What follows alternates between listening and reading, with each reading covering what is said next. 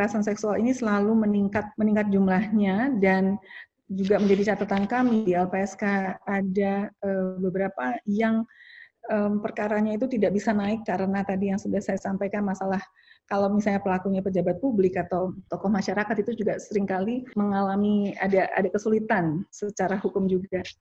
Harus kita pahami bahwa ada kekosongan perlindungan hukum, terutama hukum pidana. Jadi tidak semua bentuk-bentuk kekerasan seksual sudah diatur di dalam peraturan perundang-undangan.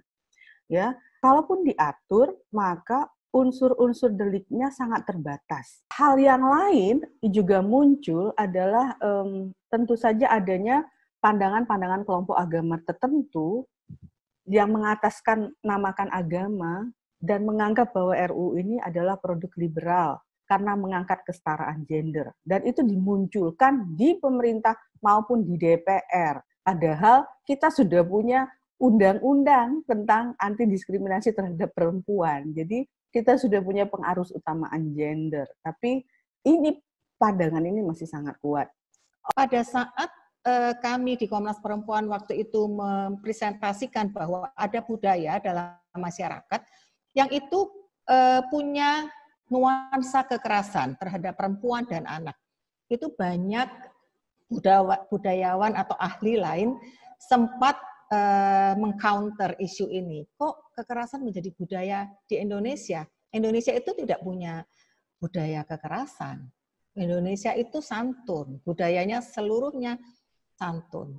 Ya memang di banyak tempat daerah tidak dikenal isu kekerasan, tetapi apa yang dilakukan masyarakat di sana dalam adat tertentu yang dianggap bukan kekerasan itu menunjukkan kekerasan sebenarnya.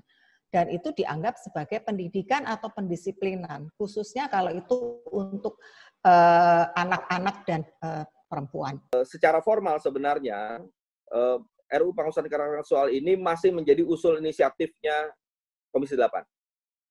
Karena keputusan DPR-nya ternyata diubah menjadi usul inisiatif Komisi 8. Sehingga masih bergantung pada Komisi 8. Nah, oleh karena itu yang sedang saya lakukan adalah ya kembalikan dulu, mudah-mudahan bisa ya menjadi inisiatif dari anggota, dan kemudian saya akan melakukan lobby-lobby fraksi-fraksi lain dan juga mengajak teman-teman sekalian yang selama ini mengawal RUU ini untuk bersama-sama kita memperbaharui naskah akademik dan draft RUU-nya. Saya tegaskan, siapa bilang tidak bisa masuk 2020 asal political will-nya clear DPR. Sehingga dia bisa menjadi bagian dari urgensi yang harus dibahas sekarang. Karena ini urusannya kemanusiaan nih. Urusannya pengingkaran dan penodaan terhadap kemanusiaan harus menjadi skala prioritas. Kami akan mohon ini jalur komunikasinya bagaimana agar efektif. Kalau Nasdem sudah mengatakan bersedia membuka diri, kami juga tantang begitu. Ayo Nasdem, ayo duduk sama kita, berapa toh orangnya yang bisa kami ajak bicara. Peta di dalam adalah Nasdem yang cari, peta akademisi kami yang cari, peta LSM ada yang cari, kita duduk. Karena target kita ya usahakan jadi prolegnas 2020. Maka saya mengusulkan rancangan undang-undang ini jangan semata di tangan fraksi, jangan semata di tangan di DPR.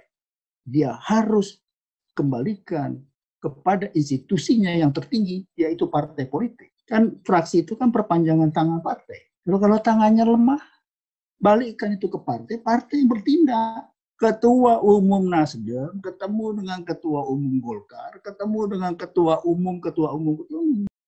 Saya kira powernya itu dinaikin. Harus dinaikkan, bukan lagi di level Senayan.